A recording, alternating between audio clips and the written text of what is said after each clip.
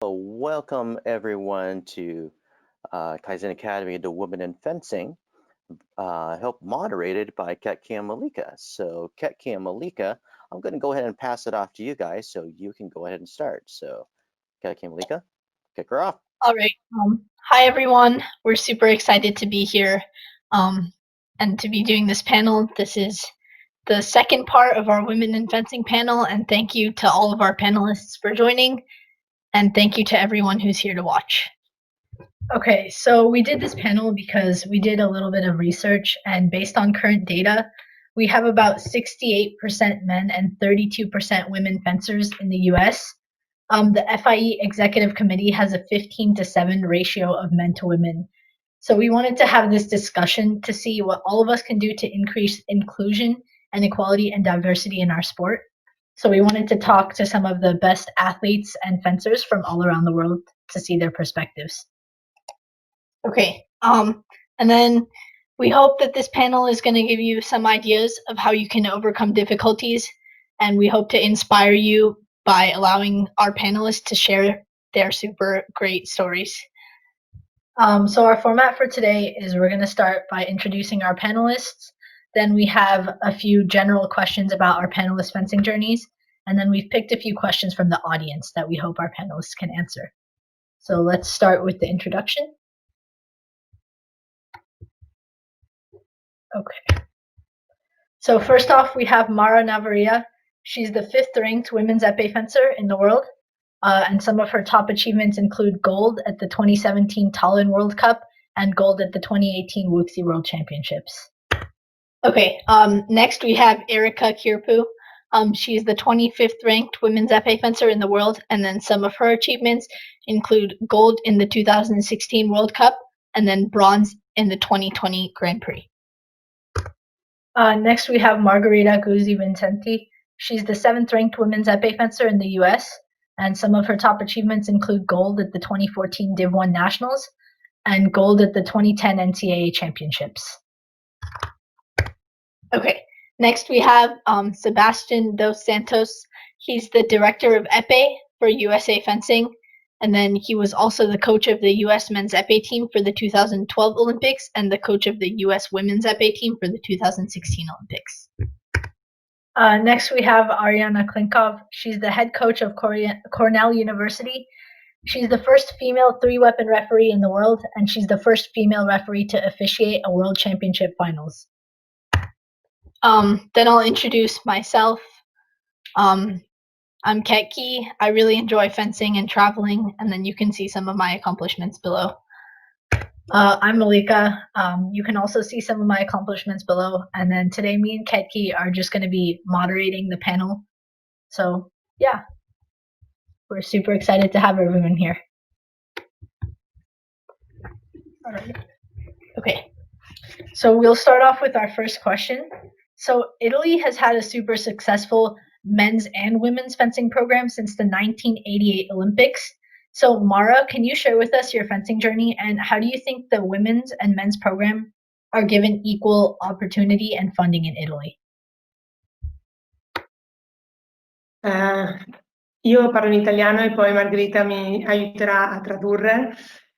Diciamo che in Italia c'è equamente suddivisione tra la scherma che è proposta agli uomini e alle donne, sia come programma che come diritti e doveri, e per quanto riguarda noi abbiamo i gruppi sportivi per cui possiamo continuare a fare scherma ad alto livello essendo inseriti nei gruppi sportivi. All right, I'm going to jump in so I can translate for you for Mara.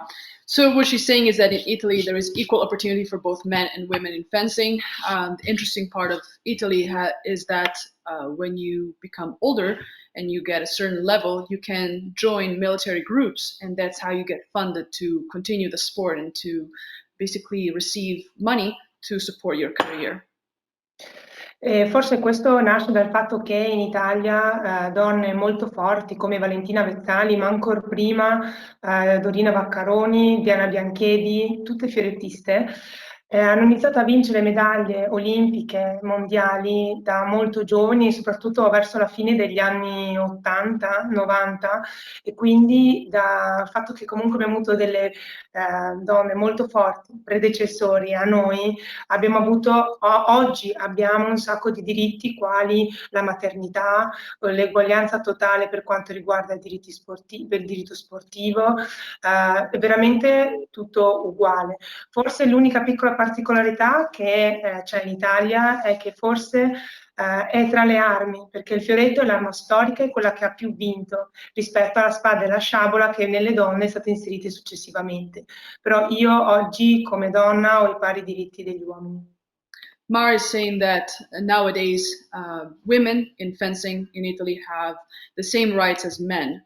It all started back in the 80s and 90s when big figures like Diana Bianchedi, Valentina Vezzali, Dorina Vaccaroni were really good champions in their weapons. And so they made history for Italy, for the country.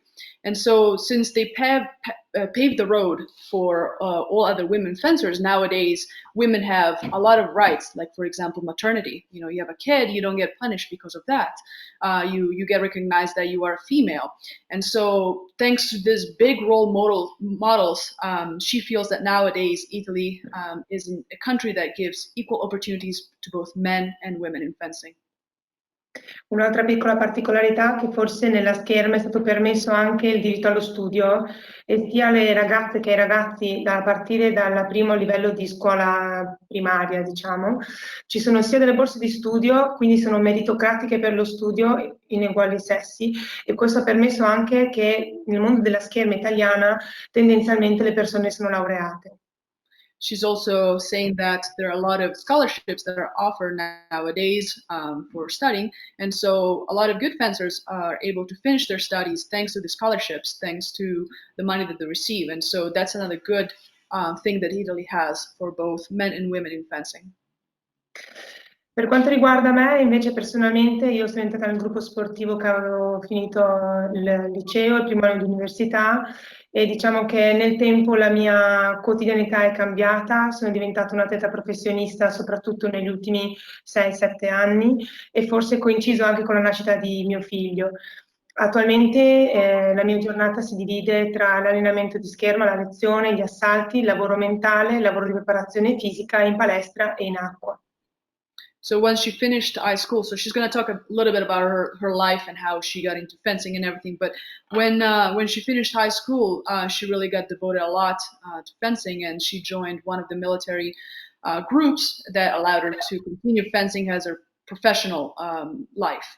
And so she's been able to train full time, even when she's become a mother. With this, son, she's been able to train many hours a day, doing lessons, bouting, water training, and different activities. Thank you. Thank you, Mara. The Italian program is like super impressive. So thank you so much for sharing your experience. Okay. So our next question is for Erika. So we know that you fence for Estonia, but you train in Italy. So can you share how your fencing journey began? And then what is the difference between sort of the philosophies of the two countries? Thank you for your question. I started fencing at age 6, more or less, because my both parents, they were coaches. And so basically, since I was really, really young like this, my parents, they brought me in the fencing hall.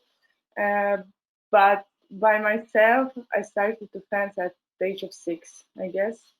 And in the beginning, I didn't have good results, and that made me really angry and nervous. But my father, he used to say always that I have to wait, that everything will arrive. So I continued to train, and also it was quite difficult for me in the beginning. Like on the one hand, it was difficult. On another hand, it was good that the group of guys with who I fenced, they were all older than me. So it was difficult for me to win immediately. But then I realized that I was growing a lot with them, because if you want to grow, you have to train with stronger people. And then when I became older, after I finished juniors, I went to another city and I started to train with another coach.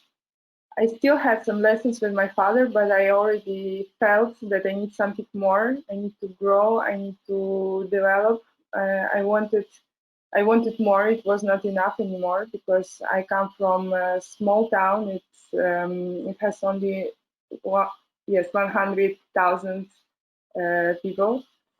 I felt I need something else. I need air. And then I started to train with another coach, with Igor Chikinyov, who in this moment he was a coach of Nikolai Novosol. You may heard this name. And in this period, I won a bronze medal on World Championship in Kazan. So I can say it was quite good time for me. But then, closer to Olympics, I was anxious, and during Olympics, I consider them. I consider that they didn't go well. But even we got fourth place in teams, but I don't know. I felt I had some bad feeling inside that I didn't do what I was able to do. I didn't feel ready for this. And then I felt that I have to change something completely. And then my boyfriend, he was ready to, he was like, it seemed like he was waiting for this moment because he just sent me the tickets to come to Italy. And in this moment, I said, okay, I will come. It's interesting for me, and I will try this Italian school. But I didn't realize what was it. So I may say it happened by accident for me, but now I'm really happy that I'm here because okay, first year I was training with a coach that I didn't understand well. He's a super strong coach. His name is Andrea Candiani, and he was a coach of an Olympic team who won a gold in Olympics 2 times. So like he's really strong coach, but I felt that I didn't understand him. And then when Angelo Mazzoni, he left from Russia, I just called him and said, look, we have to try because I don't know what to do. And first years it was quite difficult. We argued a lot with Angelo because he's really strong coach. He has his own approach. He's one of the best coaches for sure in the world, but he's really particular as a person. So we were like trying to know each other, to to understand how to work together. And now from the end of previous season, not this one but previous, I started to feel that I can do something, that he taught me a lot of new things.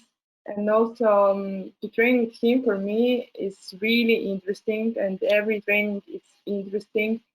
He always propose some new not exercise, but during the lesson some situations that I would never arrive with my with my brain to them.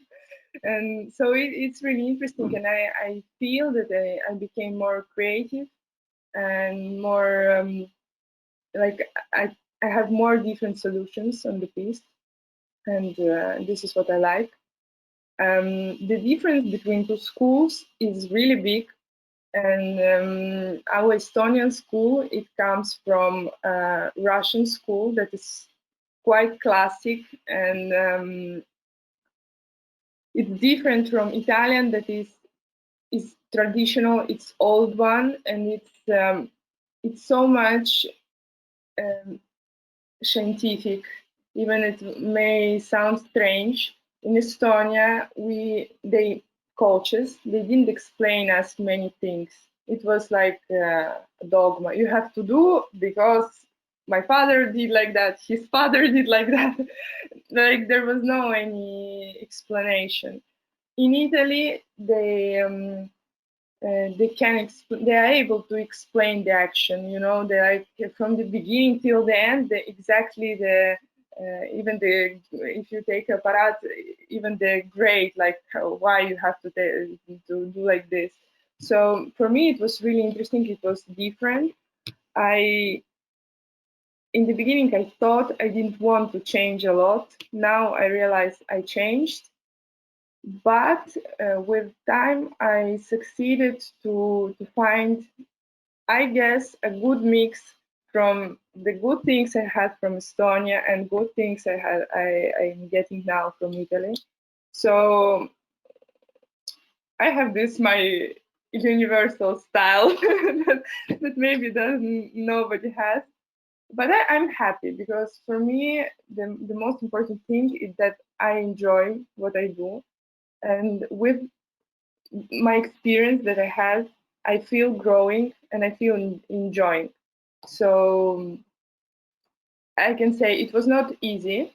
And sometimes I was ready just to fulfill my thing and say, you know what, I finished with fencing. But now I enjoy. I'm just happy and I'm just grateful for this experience. And I think I'm also blessed because I had an opportunity to have this experience. Thank you.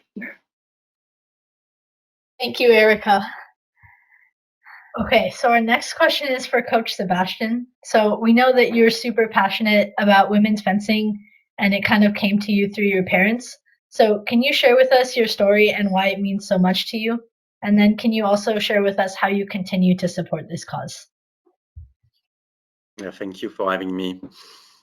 So yeah, I'm going to talk about my family history because I think it relates a lot on equity between men and women, and it started with my grandparents suing the French government for equity between men and women for retirement, and they were persistent and eventually got successful, and now there is a law who has their name. It's actually a jurisprudence with their name, and then both my parents are fencers. My dad is a fencing coach, and he was in charge of fencing in the southwest France. And in the 60s, he really thought that épée was definitely a weapon that women should fence. And for most of you, this is, you know, normal. Everybody should fence épée, but it appeared at the Olympic game only in the 96 Atlanta Olympic Games. So my dad went on to Paris, to a federation, to advocate for women's épée fencing in the 60s.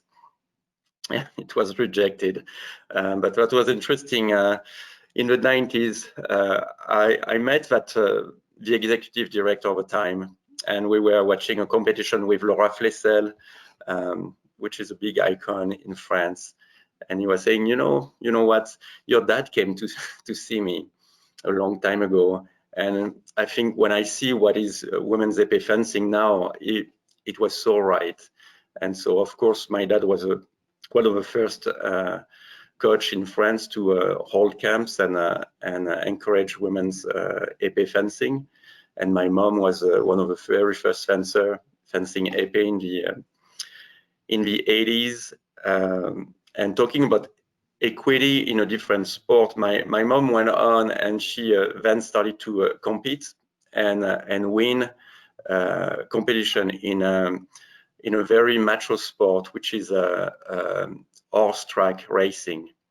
And even though she's very feminine, she was able to be successful in such a sport where there is very, very few women, especially back then when she started to be competing.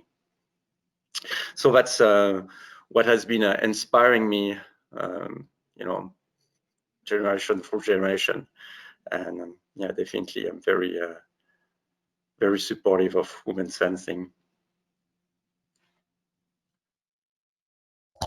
Thank you, Coach Sebastien. It's super cool to see how your parents and grandparents were like really progressive at that time. So, okay. So our next question is for Margherita. So you fenced in Italy and then moved to the US. So can you talk a little bit about if there are any differences between opportunities available to men and women in the US and Italy? Sure. Thanks for the question, first of all. So I started fencing when I was 7.5 years old, so pretty young age. It's a family tradition. My dad's cousin was a 3-time Olympian. He won 3 gold at the Olympics medal, 3 medals at the Olympic Games. And so it's something that was almost embedded in my blood. So I started with foil, then moved to Epee, and I started one of the biggest and most renowned clubs in Milano. That's where I'm from. That's my city. When I grew a little older, around 14, 15, 16, I started getting bigger and bigger results. I started getting better. And I decided also to focus more on epee and advance my technique. I decided to move to a different city to train in Genova. And there I was able to improve my technique even more. And the results started to show up. I was doing much better in World Cups. I was getting stronger and stronger. And that's what happened. What happened during one of these World Cups, I was in Budapest and in Hungary, and a Penn State fencing head coach approached me, and he offered me a full ride, a scholarship, to come to the United States for fencing. So that was very intriguing for me. I always wanted to, I always loved the US, and to have that such opportunity really ring with my soul. So I asked, I definitely want to be an excellent fencer, but I also want to be a really good student. So are there good programs in the school? And he said, yeah, of course. I told him that my goal was to become a doctor in the future. I wanted to be a cardiologist. And he said that the college was offering a really, really good pre-med program. So I decided in 2010 to move to the United States on, my full ride. And so I've been here since 2010. So it's been now 10 years. So I fenced for Penn State. And as a freshman, my first semester, I was able to win NCAA. I was welcomed by the team, and it was a very overwhelming and very positive experience. Everybody supported me, and everybody loved, the team effort, the team cohesion. So I made my career, during those 4 years in college, and I also was awarded, thanks to my athletic and academic results, a green card, which means it's the first step to become a U.S. citizen. So after 5 years of being a green card holder, I was awarded U.S. citizenship. So I've been a U.S. citizen for the past year now, and I've been joining the U.S. team, and I've been able to fence with the U.S. squad. As far as difference between opportunities, I guess, in Italy and America, is that I believe once it comes to higher education, so once people start, finish high school and they start to look at colleges, we all know that American colleges are really, really good places to improve your knowledge, your education. But they come with a pretty hefty cost. They don't come cheap compared to a lot of great colleges or great universities that you can have in Europe, in Italy, in other places that have lower prices. So I believe one of the opportunities as being a fencer, and a woman too, is thanks to my results, thanks to my fencing achievements, thanks to all the hard work that I put into all the practices, all the results that I achieved, I was able to get basically a free education. When you think of colleges in America, you think of student athletes, you think of baseball programs, you think about football. These are all majorly male programs where women are not involved.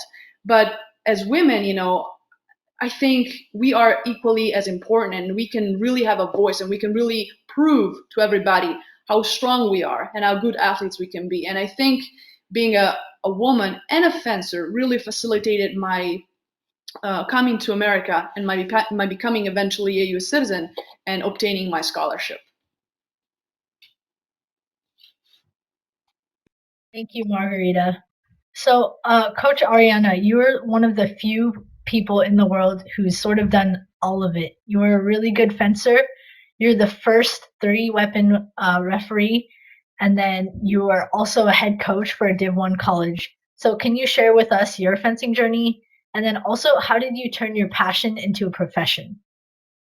So, one of the things I think about my career and how amazingly lucky I was, in 1999, I was able to take part in the first ever World Cup in women's saber in Foggia, Italy. And, you know, I look back and to think how recent women's saber was. Like, it has been such a short time that women have been fencing at the World Cup level, at the Olympic level. And, you know, when I started refereeing, I remember going to the first World Cup, and the team went in ahead of me, and the staff said, "Where's Mr. Klinkov?" And our coach said, "It's a woman." And they all laughed. And I showed up, and there was chaos, and the entire room lined up behind me to watch me referee a pool in saber, you know. So it's amazing to me how much has changed in a really short span of time for women in saber, really specifically. You know, for years, people used to walk up to me and say, "Oh, I never would have imagined a woman could referee saber the way you do." And it was always my goal not to be the best female referee in the room, but one of the best referees in the room. And because I didn't want it to be just that I was a woman there, I really wanted to be the best. And, you know, I think there was a lot of resistance to that. There was a lot of challenge. People really didn't believe that I could be there and be the best. But just by showing up and studying, I used to go to men's training camps and women's training camps just to get feedback from the athletes. I used to watch footage. I'll never forget sitting one evening, and one of the men's Olympic gold medalists walked up to me and said, "Ariana, you know, I don't understand how a woman can watch me fence and see it." And I said, "Well, these are your 3 favorite actions, and this is the way you do them." And he was like, "Oh my God, I wish the other referees answered that way." So it was really on me to study more, to work harder. And I think that it really opened up doors. You know, for years, I was the only referee at World Cups ever. And then other people started to come, and they thanked me all the time for fighting that first battle. And that means a lot to me. You know, that's really tremendous. As for coaching, I remember when men were like, male coaches were like, "I am not teaching you. There's no way you can coach." And I used to give lessons to my students based on what I'd learned. And then I realized my students, you know, one of whom is a world bronze medalist, were getting better than I was as a coach. So when I went to World Cups, I used to show up 2 hours or 1 hour early with my notebook and take notes on the lessons the coaches were giving in the room, you know, before the fencing. And I used to sit and watch Christian Bauer, and he would make fun of me, you know. And then after a while, Christian looked at me and he started to actually talk to me. He's like, "You're here an hour and a half before every other referee to watch us coach." And so just by, you know, so I ended up getting tremendous amounts of support from people who never believed a woman should be able to coach just by being there. And I earned their respect, and I earned this dialogue. So, you know, I feel like it wasn't always perfect, but I also feel like really amazing coaches were willing to work with me because I worked hard, because I was there. And so it was a challenge, but I also feel like I was so lucky, you know, to have refereed, to have had the opportunity to watch these coaches work, you know. So it was really both a challenge and an incredible honor for me. I'll close with a really quick story. Yuri Gelman once sent me to run a junior team training camp at Tauber Bischofsheim, and I was running the footwork in the morning with the men's team, and all the coaches were laughing. And then they started to work with me, and later that night at dinner, the American staff asked the head coach at Tauber, they said, "You know, when are there going to be women saber coaches in Europe?" And he starts laughing. He says, "Never. There will never be a woman saber coach." And then he points at me and he said, "Except for her, for some reason, she's different." You know, but, and again, they worked with me. And now I look at, you know, people like Ilaria Bianco, who's my dear friend, who's coaching in Italy, and people all across the US, women who are getting incredible results with their athletes. So I think that's really been my journey, and it's been an honor, and it's been a challenge, and quite amazing. Thank you. Yeah, Erika? Can I? Yeah, go ahead. First of all, I want to say congratulations, Ariana, for your nice journey. And I just wanted to make a short example of a coach of Bogdan Nikishin. He's an Epee fencer from Ukraine. He's a big man, high, and he has a coach woman who is really short, thin, really, like, you know, you will never say she's his coach. And I also was impressed first time I saw them together having lesson, but he's strong. And maybe all this, it makes me think that we don't have to limit ourselves with the opinion of other people or with pressure of other people. No, everything is possible. Thank you, Erika. Okay, so our next question is for Mara. So we know you're involved in the fencing lab. So could you talk a little bit about that? And then have you seen like an increase in the number of girls because of the fencing lab? Allora, quest'anno era il quinto anno del Fencing Lab, quindi non è proprio la prima esperienza e io sono entusiasta che da atleta posso trasmettere sia la parte da atleta, quindi concorrenziale con i ragazzi, ma soprattutto vedere la loro voglia di imparare quello che è la mia esperienza e di avere un atteggiamento mentale e di porsi verso il sacrificio notevole. Devo dire che forse i primi anni c'erano più ragazzi che ragazze, ma devo dire che ultimamente, anzi in alcune categorie più piccole, forse ci sono anche più ragazze. E forse un'altra piccola caratteristica è che le ragazze a volte sono più propense al sacrificio. Questo sicuramente è una cosa positiva. Okay, I'll take off. So I'll take over. So this is the 5th year that she's been doing this fencing lab camp, and she's very proud of it. She's very happy. As an athlete, she's been so happy to see how the students react and also how they're willing to learn from her as a role model. Over the past year, she's noticed that the number of girls has increased, and that's a positive thing. They started with way more males, and now the numbers are getting more equal. And what she has noticed also is, and she's very admired by that, is the sense of sacrifice. She calls it sense of sacrifice, so sense of willingness to work maybe harder in females versus males. She sees that the girls are willing to put the extra effort, to go the extra mile versus the other male fencers. And so she's been very proud of that. Forse anche un'altra particolarità che hanno le ragazze che sono forse più facilmente educabili perché stanno dentro le regole e quindi le regole sono percepite come chiare e quindi dall'altra parte se invece le ragazze non riescono a eseguire quello che viene proposto così, da una parte c'è l'incoraggiamento e sicuramente da una figura femminile essere incoraggiate, spronate. Diciamo che a me sarebbe piaciuto che nei momenti di difficoltà di adolescenza ci fosse stata una donna, perché magari mi avrebbe compreso a 360 gradi. Quindi questo è quello che io cerco di trasmettere ai ragazzi e alle ragazze e devo dire che vengo ascoltata e compresa e questo mi riempie il cuore dall'altra parte della pedana, non da atleta ma da coach. She's also saying that in general, she's noticed that girls follow rules much better. Girls listen better. And so she's happy that she's been able to provide this girl role model, being a woman. And looking back at her past, she wished that she had somebody as a role model when maybe during her tough times, somebody that was a girl that could really understand her. Well, nowadays, her role of woman in sport, her role of woman in fencer towards this girl is very much appreciated by the younger generation.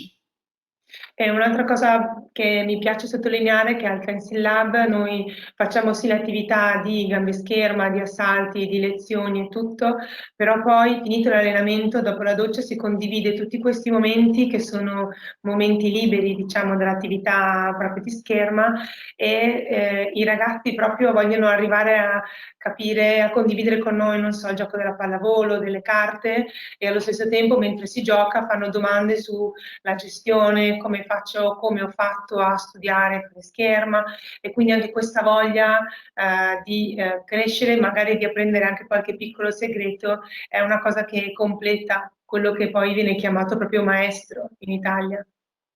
What she really likes about the way Fencing Lab is set up is the way they do the practice. They of course, they practice, they do footwork, bouting, and whatsoever. But then once everything is done, everybody shower up and, you know, all done for the afternoon, they still get together. They play games, they do different athletic activities.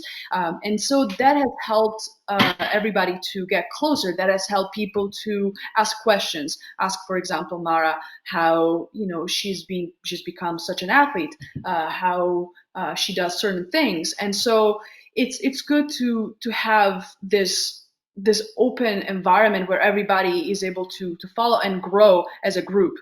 And that's really what she thinks is the meaning of being a coach overall. Not just somebody that gives you technique, but somebody that also leads your way, somebody that teaches you your way of thinking, your way of living sometimes.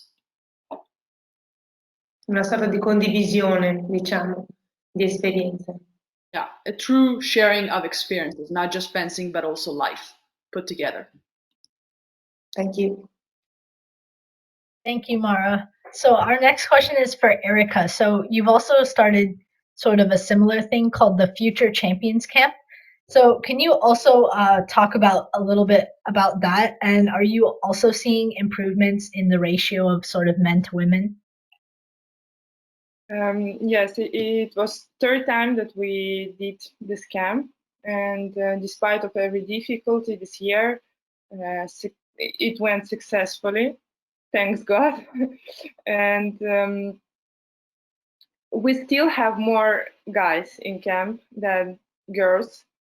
For the sparring, I don't consider it like a problem because girls can also fence with guys. If there would be more girls, it would be more difficult for men.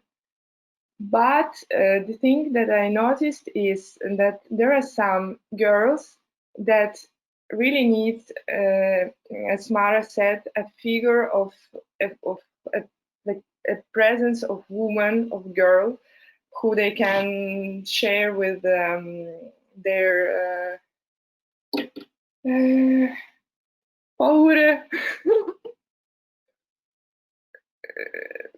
okay, the difficulties, the problems, maybe they're scared of something. So, and it happened for me many times that I like exactly felt that they need me. they came to me to ask something that they would never ask from the coach or from other guy, even maybe he has more results, you know. So I think it's important to give this 360 grace of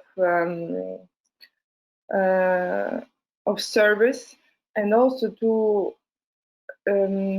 to let them talk with you like with a friend, you know, not like with a figure that is there somewhere on a podium, I don't know where, but just to be simple and to talk, to share with you maybe some stupid question, you know, that you think, but you're scared to ask from somebody.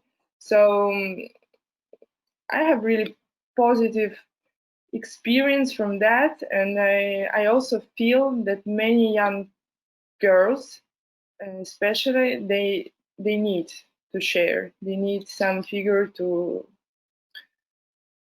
be able to ask. That I don't know. That's it. Thank you so much, Erika and Mara. It's really great to see how both of you are giving back to the community through fencing. Okay. So our next question. So Coach Sebastien, so does USA Fencing have any sort of initiatives to try and get more of women coaches, more women referees, and more fencers? And in your opinion, will this help in achieving more equality between men and women? So there is in terms of coaches, and especially national coaches, there is 7 national coaches, and they are all men, so there is definitely some serious weakness there. But worldwide, I also see the same thing. There's no equity, not much equity here. There is a new head of for the coaching association. This is Cody Mattern, but I know well, I think that's somebody which is very involved in equity and equality. So I think that's somebody which will be very sensitive to this type of topic. Also the coaches association in the US has been really like in progress, and so I think there is a lot to be done, and but I'm pretty hopeful with such a leadership that we will achieve more equity. In terms of leadership, I mentioned that we have 7 national coaches. They are all male, but we all directly report to the high performance director. She's a woman, and I wanted to remind you that, and our CEO, our executive director, Christine, she's also a woman. Our manager with men and women, Epee and Saber squads, she's a woman as well. So I think that's really good. That's really positive. I also appreciate the type of leadership they are all providing. Something to notice also, I think things are changing pretty quickly in the US, and that's one of the things I appreciate about the US is how reactive they can be. Tasha Poisson just got elected chairman of a referee committee at the USFA. So I also hope in terms of refereeing that she would have, as a female, a good leadership. We have Yana Dakova, which is a representative at the FIE level. So and I see a good diversity on my side when I travel to cadet, junior, or senior international competition. Like we have, a good diversity in terms of refereeing. Really, what we are lacking is more women's coaches, and I really appreciate what Erika was saying when she mentioned Nikishin's coach, and I see also in Estonia there is women's coach which are coaching in Russia as well, in Italy also, but worldwide it's really lacking. So yeah, it's in progress. Thank you, Coach Sebastien. So our next question is for Coach Ariana. Kind of how you talked about how difficult it was to become successful in the refereeing field because it was so male dominated. So can you share with us any like specific experiences that you've had and then how that shaped your mindset? So I think really the most profound, experience that really speaks about both how it was and how we are progressing. When I went to referee the 2009 World Championships, I was about 5 months pregnant. And I showed up and the entire executive committee looked at me and they said, there's no way we're letting you referee like this. Absolutely not. You can't do this. And I had like 6 doctor's notes and I had the doctor at the competition and they're like, she's fine. Let her go work. And, I'll never forget, one of the officials sat next to me on the bus and he's like, how did your husband allow this? I never would have allowed you to be here. I'm like, well, and I was in the gym every day working out and all the guys are looking at me and they're like, none of them were there, so, and I refereed every day. I refereed every day of World Championships. I refereed through, top 8 bouts. I never took a day off. I was in the gym every day. And, at the end of the competition, one of the FIE representatives really yelled at me and he's like, you've made the sport of fencing look ridiculous. How could you come here like this? And I responded probably not very nicely. I said, but my belly is smaller than many of my male colleagues. So why is this a problem? And at the end, they came to me and they said, we're going to ban you from refereeing because you embarrassed us so much. So I was actually banned from refereeing until the 2012 season when I came back. I was still refereeing in the US, but came back internationally. And I refereed at the 2012 World Championships. And I refereed the gold medal match between Russia and Ukraine, which was a, highly contested team match. And it was huge for me to be able to come back from that Little known fact, by the way, I also refereed the bronze medal epee match between Italy and Hungary, which was way scarier than doing the saber match. I just need to come clean there. Much more scary. But this year, you know, when I refereed 2 years ago, I refereed with 3 very pregnant women. And they all came to me and they thanked me because they said, we remember how hard you fought for us to have the ability to do this.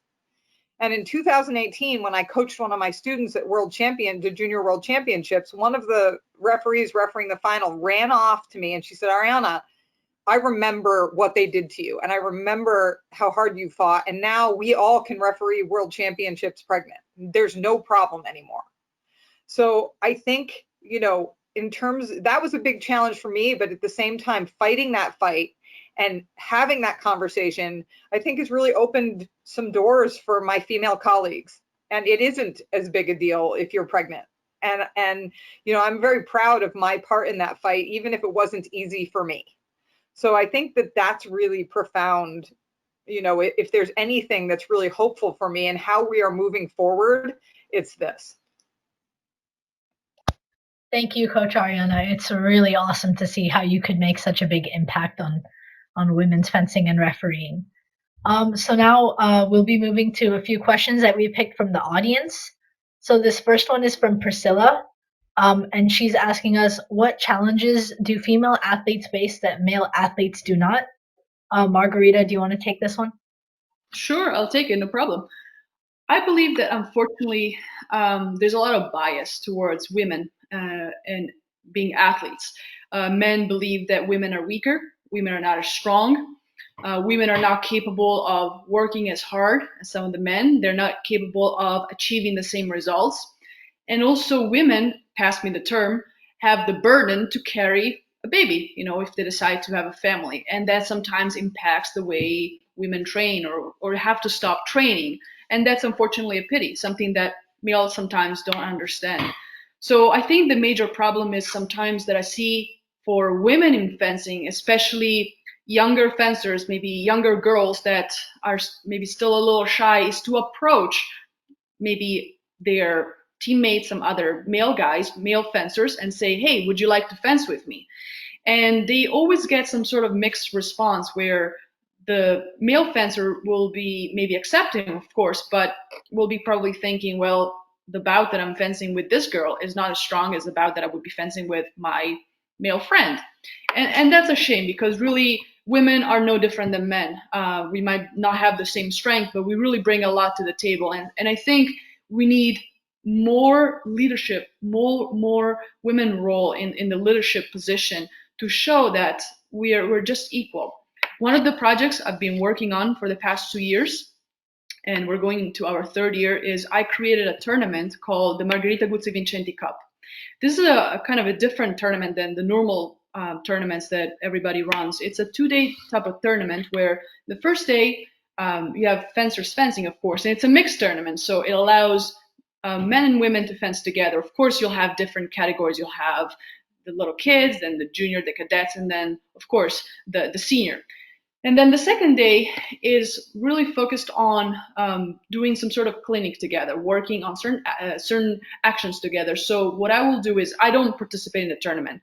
I run and I referee and I do the awarding and everything. But what I like to do is I like to interact. I like to see that there's no difference if on a strip there's a man and a woman fencing against each other. And when the tournament ends, I really try to emphasize how important it is to keep pushing each other. There's really no gender difference in everything. And we need to work as a team. We need to work as a society. Fencing is a small family, and we can all really support each other and get stronger and better. It doesn't matter what your color is, what your gender is, what your age is, as long as you all participate and you unite together. And so this is something that I've been trying to do. It's been more and more successful, and I've seen a growth also in women participating and coming back to me and say, wow, you know, I've never had such experience. Sometimes I go to tournaments, I fence so many bouts, I lose, I'm out, and that's it. And that's the end of my experience. But when I come to something like your tournament now, there's more fencing, there's more opportunity to engage with with everybody else, with the community, and I can get more practice in, more fencing in, and people are loving it. And I think as women, we really need to strive and push to be good leaders, to set a good example for everybody. Margherita, I want to come referee. You're in. Absolutely. Come to Wisconsin. You're in. Absolutely. I'll text you when we have it. Absolutely. Thank you so much, Margherita, for sharing. So our next question is from Navia. What do you think is the biggest barrier in driving the visibility of women's sport? And what do you think male athletes or coaches can do to help this? Sebastien, would you like to answer this one? Yeah, all right. So one of the difficulty, maybe it's sometimes to have both gender together. I was discussing with somebody which is actually attending the session today, Christy, and could maybe even answer the question better than I. But I know the USFA is thinking about promoting some only women's competition where they would invite younger women to participate, and they are thinking about that for the 22-23 calendar. That's one of the things they are considering. For me, more personally, with Women's Epee, I'm the director of Epee. I'm working with Andre Guevara, which is the national coach. And one of the things we have been trying to promote is trying to give more horizontality to our leadership. And sometimes it's very vertical, so you have a leader telling you what to do, and that's something very important for me, is to give a voice to the athletes. And this is something I've done all my life when I was a coach back in 2004 when I was coaching the pentathlon team in France. It's to give more of a voice of the athletes, to empower them, and I think we have been really trying to do that with a women's Epee squad starting in 2018, really like taking strong steps to make sure that all the squad, all the members of that squad had a strong voice. And we have been facing not being able to compete anymore, and being stuck at home. And with a women's Epee squad, we have been doing some Zoom sessions. And one of the choices that instead of Andre and I leading those sessions, it's actually the athletes which have been leading those sessions. So Margherita led one of those sessions, Kat Holmes led another one. So we had several of our leaders leading those sessions. And when we have sessions, like making sure that we are almost talking on an equal stand. So that's some of the steps we are taking. I think there is much more to do. And what I think is important is to stay open and like really listening to the suggestion we are receiving from our athletes. But I think that's important, that and I see that more and more with the USFA, is that the USFA, the leadership, is listening to the athlete's voice. And I think right now we have mostly male in terms of national coaches position leadership. But I think if the athletes really are pushing for a specific coach, a female coach, to come to a leadership position, I think it will be heard. And lastly, what I would like to mention, and I was saying that things are moving pretty quickly in the US. Recently, Erika Hamilton was hired by the USFA, and it's not a super easy time right now financially to hire somebody at the USFA, because they have been letting go some other people due to the coronavirus pandemic. But she will be in charge of the diversity, inclusion, and equity.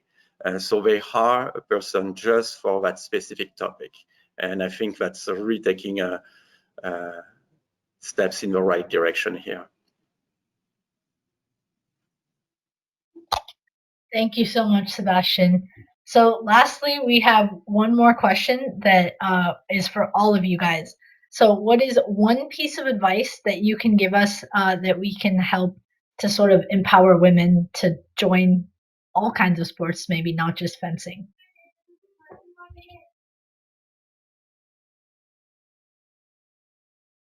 I think it is really important to know that it is always okay to come to your fellow athletes and come to coaches and ask questions. You know, I think sometimes people out there, I think women can, I mean, anybody, but really women can be afraid that they're bothering someone or that they're shy to do it. And I would just say that most of us are so thrilled to share and to give information and to speak to other young women about our sport and about sports in general. So I guess I would just give an invitation to say that you're never bothering us. Come, ask the questions, engage, and we are always happy to help.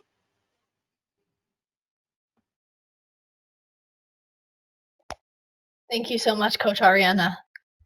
Anyone else can share? Can I?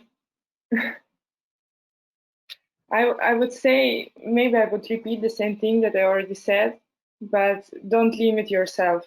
You're a woman, or like not even if you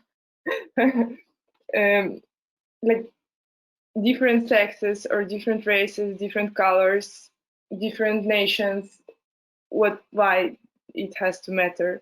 And I face it like Estonian in Italy, for example. Okay, not about women and men, but still, like, I'm different here. I do have to think about this, and so I suggest to women to don't think about this, don't limit themselves with opinions of other people, and just to follow their goals, their dreams, and to go till they arrive there.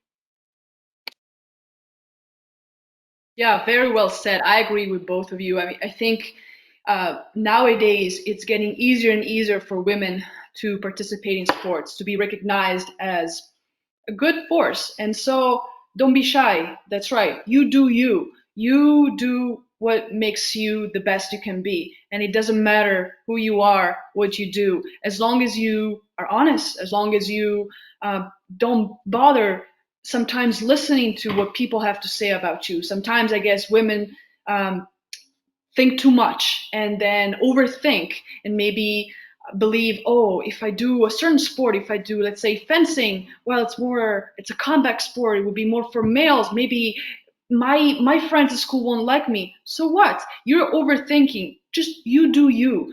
If you think it's something that is going to make you better, it's something that brings you joy, brings you happiness, just be free and do it.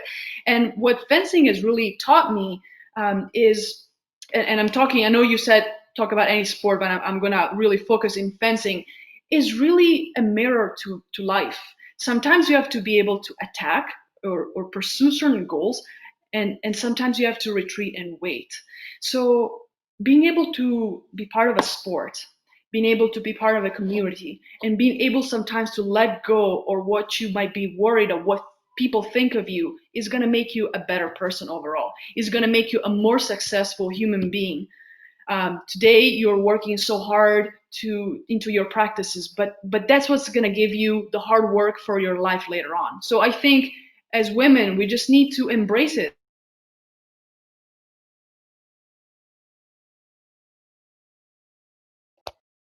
Margherita, you froze, I think. All right, can you hear me now? Yeah. Can you just repeat the last?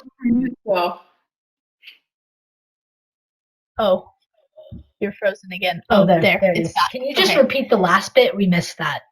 Sure. What I was saying, the last thing is that in a world where there's so much bias and so much judgment, women sometimes overthink. Women sometimes are worried about what other people might think if they do a certain sport, if they go down a certain path. My point is, you do you. You do what makes you happy, and you don't care what other people think and what other people might judge you, because there's nothing to be judged. We're all equal. We're all here to be better human beings, and we're all here to have a good time during our life. Thank you, Margherita. Yeah, I really like what Margherita said, but it's also like it echo what Erika was saying. I'm a sort of like the only male on that panel, so I'm going to talk more about on a male perspective. I think from our perspective, I mean, as a male, I think that's important also to denounce and not stay quiet when there is abuse. Or, I mean, I'm fully supportive of, you know, women like going full steam and following their dream. But I think as male, we should also not be afraid to call out abuse of language or action which are discriminatory. And I can remember myself being sometimes quite when I didn't appreciate a comment, just making a promise to myself that I would never behave that way with women or in terms of race equity. But I don't think that's enough. I think we see a large movement worldwide, not just in fencing. And I think that's important to be as male, to be part of that movement and to recall out people and support or female, either in leadership position or as athletes. Thank you so much, Coach Sebastien. Mara, Mara, do you want to add anything? Yeah. Io condivido tutto quello che è stato detto, perché è stato detto veramente tantissime cose, da Margherita all'arbitro, veramente tante cose.